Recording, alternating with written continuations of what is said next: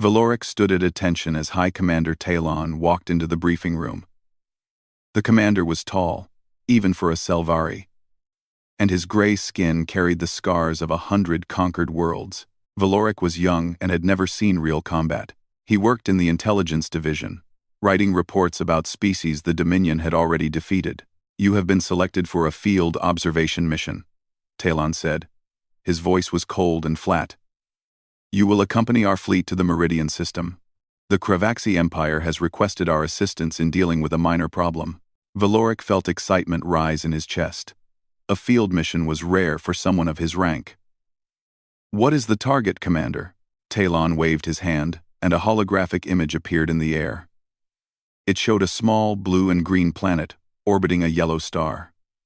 Meridian 7. A colony world belonging to a species called humans. Valoric had heard the name before. Humans were new to the galactic stage. They had only been traveling between stars for about 200 years. Most species in the Dominion considered them primitive and unimportant. "The Kravaxi have laid claim to the Meridian system," Talon continued. "The humans refuse to leave. The Kravaxi will remove them by force, and we will observe their military capabilities for our records." "How many humans are defending the colony?" Valoric asked. "Our intelligence says approximately 800 soldiers. The Kravaxi are sending 12,000 warriors." Talon almost smiled. "This will not take long. I expect your report within 3 days." Valoric nodded. The numbers were so one-sided that he wondered why the Dominion even bothered sending an observer. 15-to-1 odds meant this would be a slaughter, not a battle. He packed his equipment that evening and boarded the observation vessel the next morning. The ship was small but fast, designed to stay out of combat while recording everything that happened. Valoric found his quarters and stored his gear, then made his way to the main observation deck. Senior observer Maelis was already there. She was older than Valoric by at least 40 cycles, and had watched dozens of species fall to Dominion forces. Her eyes were tired and her movements were slow. "First field assignment?" she asked without looking at him. "Yes, Senior Observer. Do not get your hopes up. Humans are nothing special. I reviewed their files before departure. They come from a single planet called Earth. Average strength, average intelligence, average technology. The only interesting thing about them is that they breed quickly." Valoric sat down at his station and began checking his recording equipment. "Then why are we here?" "Standard procedure. Every species gets documented before they are conquered or destroyed. It makes the archives complete." Maelis finally turned to look at him. "You will write your report, file it with the others, and humans will become another forgotten name in our records." The journey to Meridian 7 took 4 days. Valoric spent the time reading everything the Dominion had collected about humans. The files were thin. Humans had fought a few small skirmishes with other species, but nothing major. They seemed to prefer trade and diplomacy over war. That told Valoric everything he needed to know. Species that preferred peace were always easy to break. The galaxy was cruel, and only those who embraced violence survived. When the observation vessel dropped out of faster-than-light travel, Valoric got his first look at Meridian 7. It was a beautiful world with vast oceans and green continents. The human colony was located on the largest landmass, a collection of buildings surrounded by farmland. The Kravaxi fleet was already in orbit. 12 massive warships hung in the darkness of space, their weapons pointed at the planet below. Valoric counted the transport vessels and calculated that the landing force would hit the surface within hours. "Observation stations active," Maelis announced. "Begin recording." Valoric activated his equipment and focused the sensors on the colony. He expected to see panic. He expected to see evacuation ships launching, or desperate communications begging for mercy. He saw neither. The humans were digging trenches, they were building walls, they were setting up defensive positions around their colony with calm efficiency. Valoric watched soldiers moving supplies and checking weapons. He saw civilians helping to reinforce buildings. Nobody was running. "They are not evacuating," Valoric said. Maelis glanced at her own screen. "They probably do not have enough ships, or they are too stupid to understand what is coming." Valoric was not so sure. He zoomed in on a group of human soldiers near the center of the colony. They wore simple armor and carried weapons that looked crude compared to Kravaxi technology. But their movements were organized. Their faces were calm. One human stood apart from the others. He was giving orders, pointing at maps, speaking to his officers. Valoric ran a facial scan and identified him as Commander Danny Cole, the leader of the human military forces on Meridian 7. Cole did not look scared. He did not look worried. He looked like a man who had done this before and knew exactly what he was doing. The Kravaxi began their landing operation at midday. Hundreds of dropships descended through the atmosphere, carrying thousands of warriors to the surface. The Kravaxi were large and powerful, with thick scales and claws that could tear through metal. They were known throughout the galaxy as fierce fighters who showed no mercy. Valoric watched the dropships land outside the human defensive perimeter. The Kravaxi formed their ranks and prepared to advance. Their commander gave a speech about honor and glory and the weakness of their enemy. The humans did not give speeches. They simply waited. First wave advancing, Malus noted. Recording all tactical data. 3,000 Kravaxi warriors marched toward the human lines. They roared battle cries and raised their weapons. The ground shook under their feet. Valoric watched the humans hold their positions. They did not fire. They did not move. They just watched the enemy come closer and closer. Why are they not shooting? Valoric asked. Malus shrugged. Fear, probably. Or their weapons do not have the range. But Valoric noticed something strange. The human soldiers were not shaking. Their hands were steady on their weapons. Commander Cole stood behind his lines with his arms crossed. Watching the Kravaxi approach, he was smiling. Valoric felt something cold settle in his stomach. He had observed many species facing death.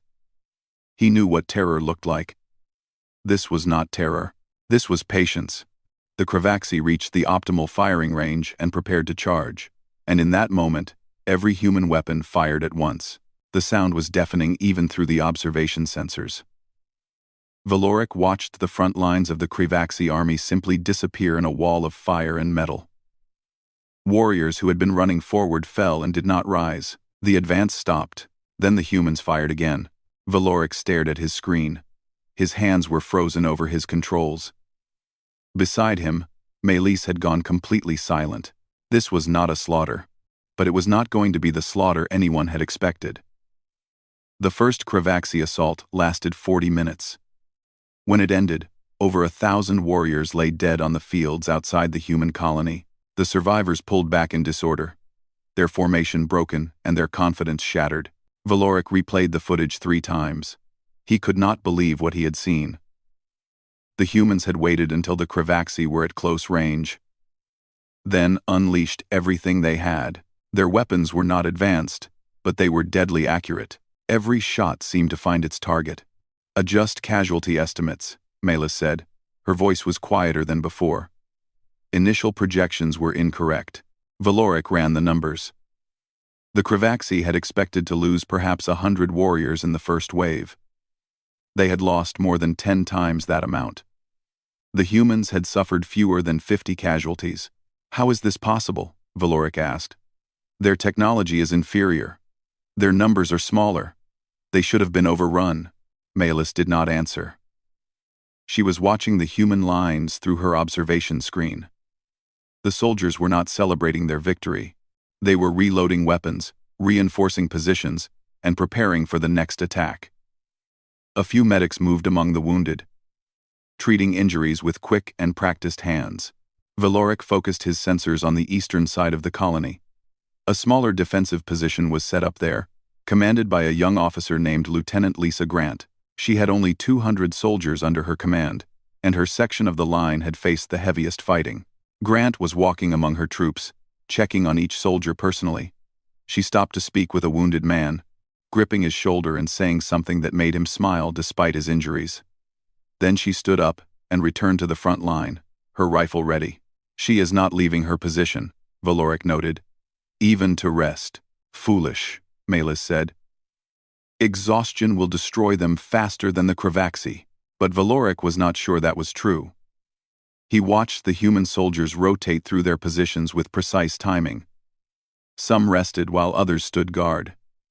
Food and water were distributed quickly and efficiently. The humans had turned their colony into a fortress, and they were defending it like they had done this 1,000 times before. The Kravaxi reorganized for a second assault. Their commander was furious, screaming at his officers and demanding answers. The humans were supposed to be weak. They were supposed to break at the first sign of real combat. Instead, they had held firm and turned the first attack into a disaster. The second wave came 2 hours later. This time, the Kravaxi used suppressing fire from their landing ships to cover their advance. The sky above the colony lit up with energy blasts that forced the humans to take cover. Valoric watched Commander Cole adjust his tactics instantly. He pulled his forward troops back to secondary positions that offered better protection. He redirected fire to target the landing ships, forcing them to gain altitude or risk being destroyed. Within minutes, the humans had adapted to the new threat. Their commander is skilled, Valoric admitted.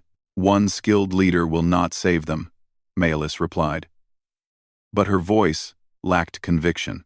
The second assault crashed against the human lines like a wave against rock. The Kravaxi fought with fury, driven by shame and anger from their earlier defeat. They reached the outer trenches and engaged the humans in close combat. Valoric expected the humans to fall. The Kravaxi were larger, stronger, and built for violence. In close quarters, they should have torn through the smaller defenders with ease. They did not. The humans fought like nothing Valoric had ever seen. They used their environment, turning every wall and corner into an advantage. They fought in pairs and small groups, covering each other with perfect coordination. When one soldier fell, another immediately took their place. Valoric watched a single human squad hold a choke point against 300 Kravaxi warriors. The squad leader was a calm man, with steady hands, who placed every shot exactly where it needed to go. His soldiers never panicked, never broke formation, never stopped fighting. The battle at that choke point lasted over an hour. When it finally ended, the Kravaxi had lost 200 warriors. The human squad had lost 4 soldiers. This is not possible, Valoric whispered. He zoomed in on the face of the squad leader. The man was covered in dust and blood, some of it his own. His armor was cracked, and his weapon was nearly empty. But his eyes were clear and focused. There was no fear in them. There was only cold determination. On the eastern flank, Lieutenant Grant led a counterattack that drove the Kravaxi back from a section of wall they had nearly breached. She was at the front of her soldiers, firing and shouting orders, never asking them to do anything she would not do herself. Valoric watched her take a hit from a Kravaxi energy weapon. The blast struck her shoulder and spun her around. Any other species would have fallen. Grant stumbled, caught herself, and kept fighting. She is wounded, Maelis said. She should retreat. She is not retreating, Valoric replied. None of them are. The second Kravaxi assault failed just like the first.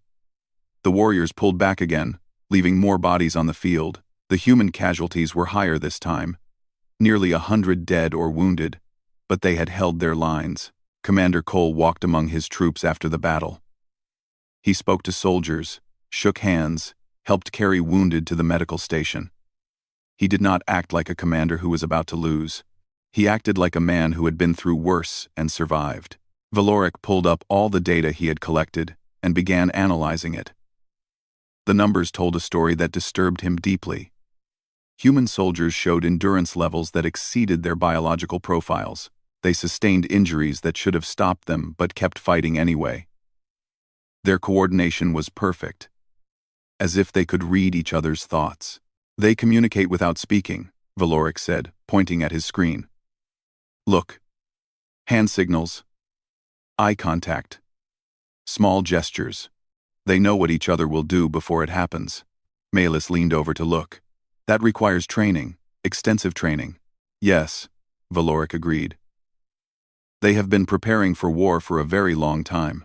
He dug deeper into the human files and found something that made his blood run cold. Humans had been fighting each other for thousands of years. Their entire history was filled with wars, battles, and conflicts. They had never known lasting peace. Every generation had produced soldiers, and those soldiers had passed their knowledge to the next. The humans were not new to war. They were masters of it. Valoric looked back at the battlefield.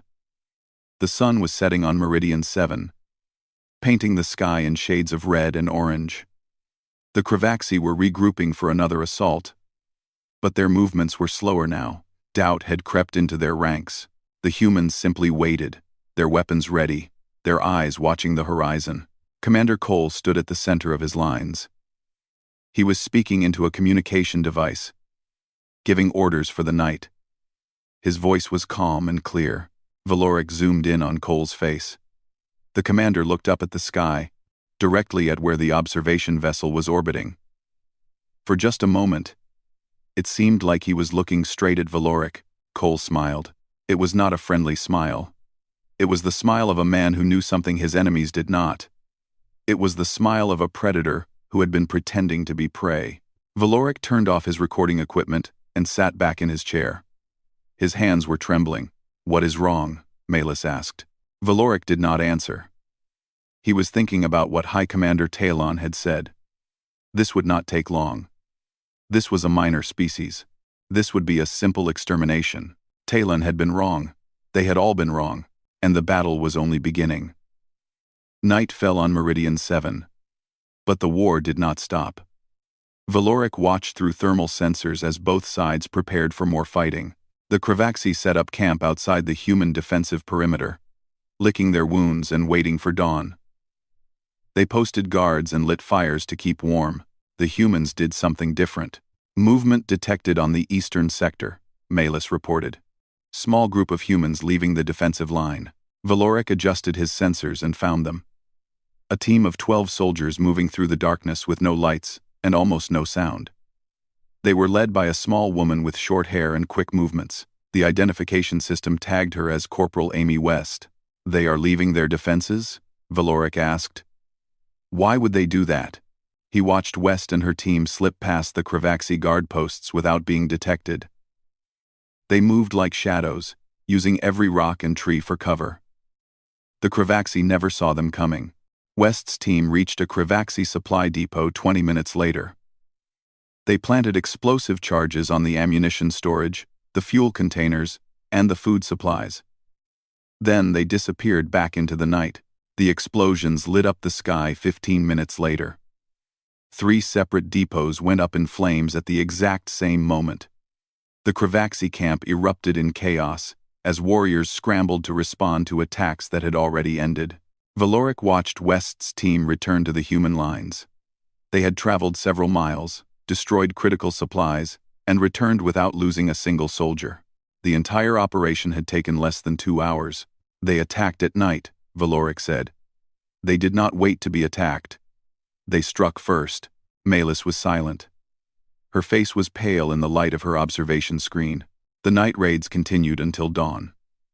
Human teams hit the Kravaxi camp 4 more times, targeting communication equipment, medical supplies, and sleeping quarters. The Kravaxi could not sleep. Every time they tried to rest, another explosion would shake them awake. By morning, the Kravaxi army was exhausted and angry. The humans looked tired too, but their eyes were still sharp. They rotated their soldiers in shifts, letting some rest while others stood guard. They had turned exhaustion into a weapon against their enemy. Valoric began a detailed analysis of human warfare tactics. He documented everything he observed and tried to find patterns. What he found disturbed him more than anything he had seen on the battlefield. Humans did not fight like any other species in the Dominion records. Most species fought for territory, resources, or survival. They followed logical patterns and predictable strategies. When the odds were against them, they retreated or surrendered. Humans did neither. They fought for things that made no logical sense. Valoric watched footage of Sergeant Kevin Brooks, a human medic, running into open gunfire to drag a wounded soldier to safety. Brooks was hit twice during the rescue but did not stop. He pulled his comrade behind cover, treated the man's wounds, and then returned to his position. "He risked his life for one soldier," Valoric said. "That is inefficient. The logical choice would be to leave the wounded man and preserve his own combat effectiveness." "Perhaps humans are not logical," Malus suggested. "No," Valoric replied slowly. "I think they are logical in a way we do not understand." They are not just fighting to win. They are fighting for each other. He watched more footage. Soldiers sharing their last rations with wounded comrades. Officers putting themselves in danger to protect their troops. Men and women crying over fallen friends, then picking up weapons and returning to battle with cold fury in their eyes. The humans fought as a single unit. Every soldier was connected to every other soldier by bonds that went deeper than training or orders. They would die for each other, without hesitation, and that made them more dangerous than any army Valoric had ever studied. The Kravaxi commander demanded a meeting with the Selvari admiral. Valoric intercepted the communication and listened. "These creatures will not break," the Kravaxi commander said. His voice was frustrated and tired. "We have thrown everything at them. They just keep fighting." "Then throw more," the Selvari admiral replied. "You have 8,000 warriors remaining. They have fewer than 700 defenders. The mathematics favor you. Mathematics mean nothing against these things. They do not fight like normal beings. They do not know when to surrender." The Kravaxi commander requested orbital bombardment. He wanted the Selvari fleet to destroy the human colony from space, killing everyone inside. It would end the battle in seconds. The admiral refused. "We are here to observe," he said. "High Commander Talon wants to understand these humans. Your failure is providing valuable data." Valoric understood the real reason. The admiral was afraid. He had watched the same footage that Valoric had seen. He knew that the humans were not just defending their colony, they were demonstrating something to everyone watching. They were showing what happened when you attacked humanity. The Kravaxi launched another assault at midday. 2,000 warriors charged the human lines with heavy weapons and armored vehicles. The humans responded with coordinated fire that disabled the vehicles within minutes. Then they fell back to prepared positions and let the Kravaxi advance into a trap. Valoric watched the human strategy unfold with horrifying precision. The Kravaxi pushed forward, thinking they were winning. Then, humans appeared on their flanks, cutting off retreat. More humans rose from hidden positions behind them. Within an hour, the 2,000 Kravaxi warriors were surrounded. Commander Cole gave them a chance to surrender. The Kravaxi refused. The battle lasted another 3 hours. When it ended, the Kravaxi assault force had been completely destroyed. The humans had lost another 100 soldiers, but they had eliminated 2,000 enemies. Melis stood up from her station and walked to the observation window. She stared down at the planet below, her reflection pale and ghostly in the glass. "I want to go home," she said quietly. "I do not want to watch this anymore." Valoric understood how she felt. He had come here expecting to document the death of a minor species. Instead, he was watching something that changed everything he thought he knew about warfare. "We cannot leave," he said. "We have orders." "Orders," Melis repeated. "We were ordered to watch humans in battle, but nobody told us what we would see." Valoric looked back at his screen. The humans were tending to their wounded again. Sergeant Brooks was moving from soldier to soldier, treating injuries and offering words of comfort. Nearby, Lieutenant Grant was organizing repairs to the defensive wall, her wounded shoulder wrapped in bandages. Commander Cole stood at the center of the colony, looking at a map with his officers.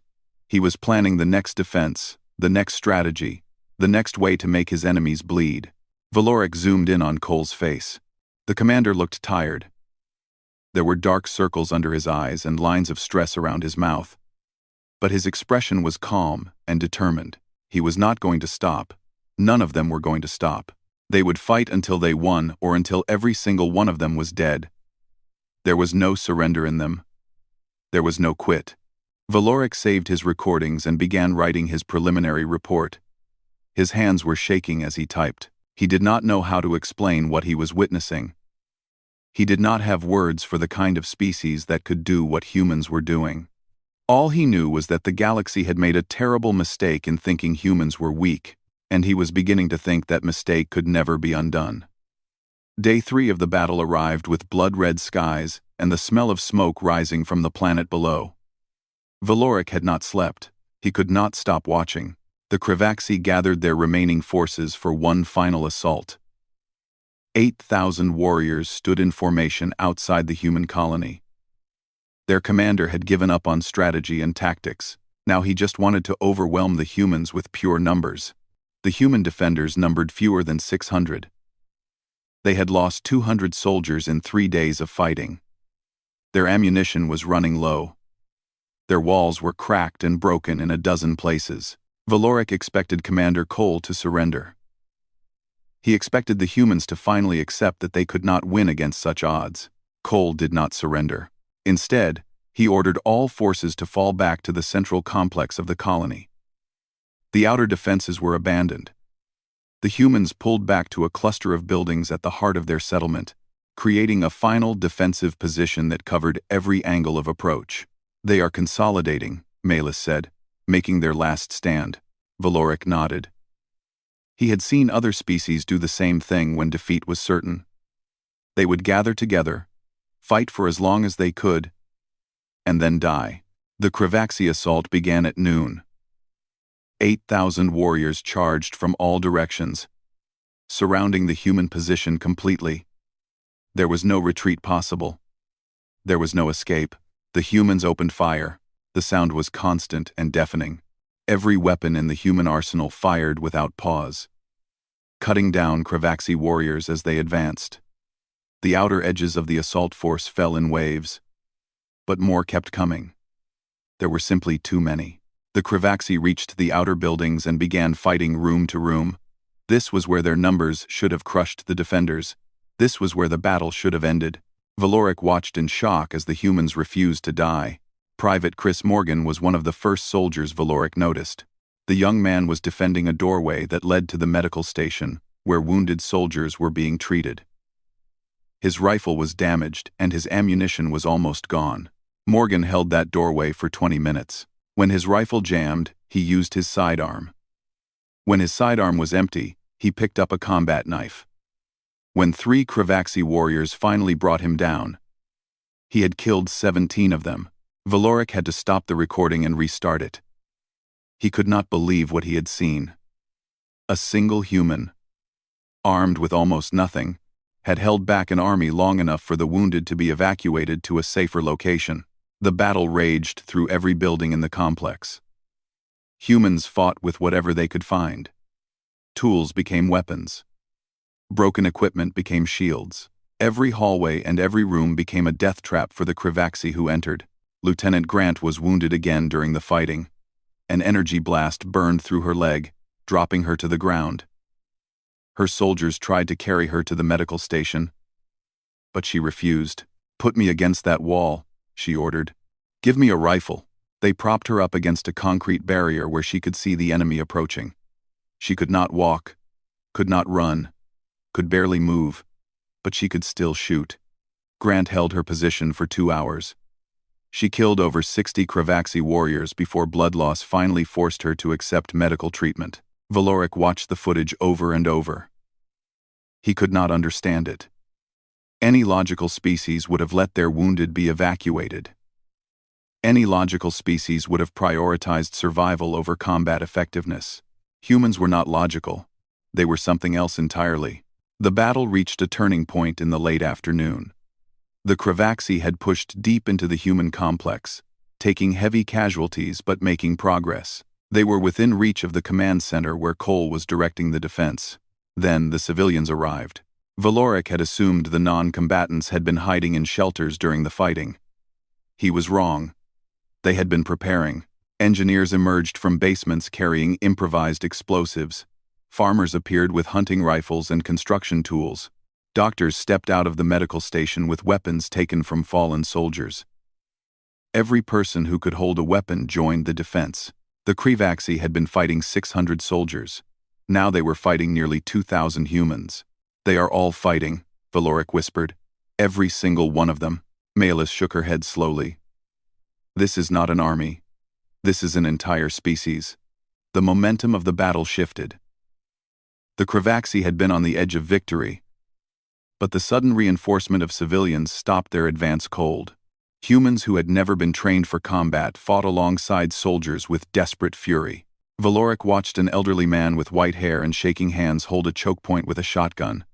He watched a teenage girl drag wounded soldiers to safety, while energy blasts burned the ground around her. He watched ordinary people become warriors because their home was threatened. The Kravaxi commander tried to rally his troops. He screamed orders and threatened punishment for anyone who retreated. But his warriors had been fighting for 3 days. They were exhausted and demoralized. And they were watching their comrades die to an enemy that should have been crushed hours ago. The first Kravaxi unit broke and ran at sunset. Then another. Then another. Within 2 hours, the entire Kravaxi assault force was in full retreat. Warriors who had been confident of victory fled the battlefield in terror. Their commander tried to stop them but was ignored. Valoric tracked the retreating army with his sensors. 8,000 warriors had launched the assault. Fewer than 3,000 were still alive. The humans had lost 400 soldiers. Nearly 400 civilians had also fallen. But they had held the line. They had won. Commander Cole walked out of the command center and stood among his surviving troops. His uniform was torn and bloody. There was a bandage wrapped around his head where a piece of debris had struck him. He looked like he had been through hell. He smiled. It was not a smile of joy. It was a smile of grim satisfaction. They had been pushed to the breaking point. And they had not broken. Valoric dropped his recording device. It clattered to the floor, but he did not pick it up. His hands were shaking too badly to hold anything. "This cannot be," he said. "This cannot be real." Malis did not respond. She was staring at her screen with empty eyes. Whatever she had expected to see on this mission, it was not this. Valoric forced himself to look back at the battlefield. The Kravaxi were still running, desperate to get away from the humans who had destroyed them. The human soldiers were not pursuing. They were too tired, too wounded, too few. But they were alive. They were still standing.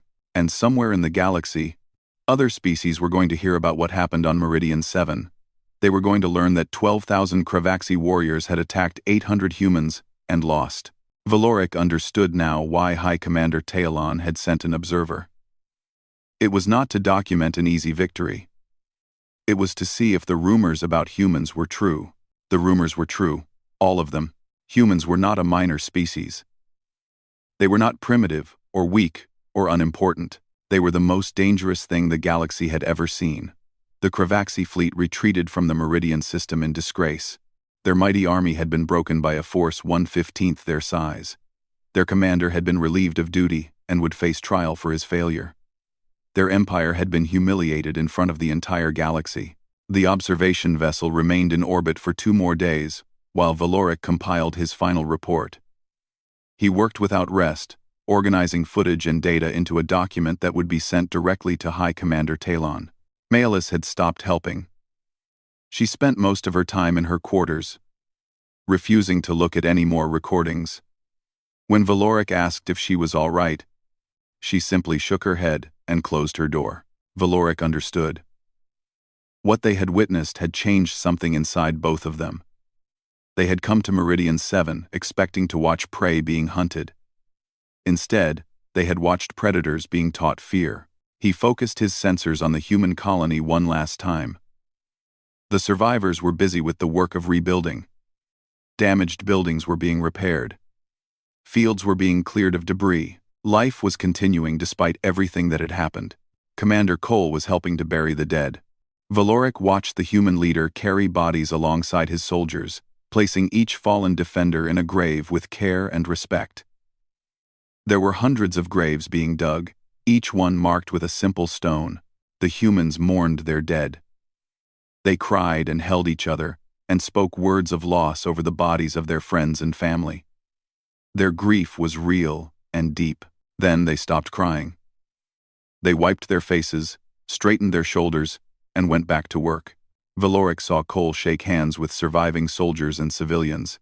The commander smiled and laughed with his people, even though blood was still drying on the ground around them. They were celebrating their survival while still surrounded by death. How do they do that? Valoric asked out loud. How do they mourn and celebrate at the same time? He did not expect an answer. He was alone on the observation deck, but watching the humans gave him an answer anyway. They did not separate joy from sorrow. They held both together because that was how they survived. They could feel terrible pain and still find reasons to be happy. They could lose everything and still choose to rebuild. It was a kind of strength that Valoric had never seen before. The Selvari had conquered dozens of species, but none of them had shown this ability. When other species lost hope, they surrendered or died. Humans lost hope and kept fighting anyway. Valoric finished his report late on the second night. He read through it one final time, making sure every detail was accurate. Then he added his recommendation at the end.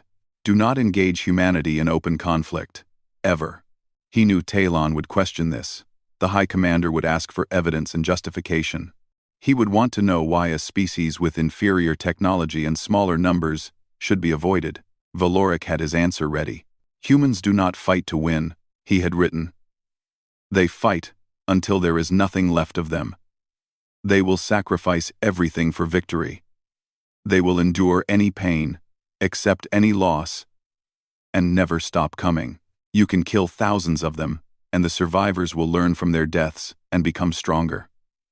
They have been fighting each other for millennia, and they have never stopped improving. Any war against humanity will not be measured in battles won or territory taken. It will be measured in how long you can survive before they destroy you. He transmitted the report to the Selvari Command Center and sat back in his chair. His work was done. The observation vessel left orbit the next morning. Valoric watched Meridian 7 grow smaller in the rear sensors, until it was just another point of light among the stars. The journey home took 4 days. Valoric spent the time alone with his thoughts, replaying scenes from the battle in his mind. He could not stop thinking about Commander Cole's smile. He could not stop thinking about Private Morgan holding a doorway with a knife. He could not stop thinking about Lieutenant Grant propped against a wall, shooting until she passed out from blood loss. He had been ordered to watch humans in battle. He had obeyed that order. Now he wished he had not. High Commander Talon summoned Valoric to a private meeting the day after the observation vessel returned to Selvari space. The commander's office was cold and sparse, decorated only with trophies from conquered worlds. Your report has caused quite a discussion among the senior staff, Talon said. His voice was neutral, giving nothing away. Some of them think you exaggerated your findings. I did not exaggerate, Valoric replied. If anything, my report understates what I witnessed. Talon leaned forward. You recommend that the Dominion never engage humanity in open conflict. That is a bold statement for a junior analyst. It is the truth, the truth. Talon was quiet for a moment. We have conquered 37 species. We have faced enemies with superior technology, superior numbers, superior everything. We defeated them all. None of them were human. Talon stared at Valoric with cold eyes. What makes them different? Valoric thought about the question carefully before answering. He thought about all the footage he had reviewed, all the patterns he had analyzed, all the things he had seen that defied explanation. Other species fight to survive, he said finally. Humans fight to win. They will accept any cost, endure any suffering, make any sacrifice necessary to achieve victory. They do not break when they face impossible odds. They become stronger. They adapt, they learn, they improve. And they never, ever stop. Talon was silent. We can defeat them in battles, Valoric continued. We can destroy their ships and burn their colonies and kill millions of them. But we cannot crush their spirit. We cannot make them surrender. And every battle we fight against them will teach them how to fight us better. You sound afraid, Talon said. I am afraid, Valoric admitted. I watched 800 humans destroy an army of 12,000. I watched civilians pick up weapons and become soldiers in minutes. I watched wounded soldiers refuse to stop fighting until they died. Yes, I am afraid. And you should be too. Talon dismissed Valoric without another word. The junior analyst returned to his quarters and sat in darkness for a long time. He pulled up a star map on his personal console. Earth was marked as a small dot on the edge of explored space. Around it, a growing network of human colonies spread outward like the roots of a tree. They were expanding, learning, growing stronger. The galaxy had not yet realized what was happening. The other species still thought humans were primitive and unimportant. They would learn the truth eventually. Valoric hoped he would not be alive to see it. He had been ordered to watch humans in battle. He had obeyed that order and witnessed something that would haunt him forever. He had seen the true face of humanity, and it was terrifying. Not because humans were cruel or evil. They were not. It was because humans were kind and caring and full of love, and they would burn the entire galaxy to ashes to protect the things they loved. Valoric turned off his console and closed his eyes.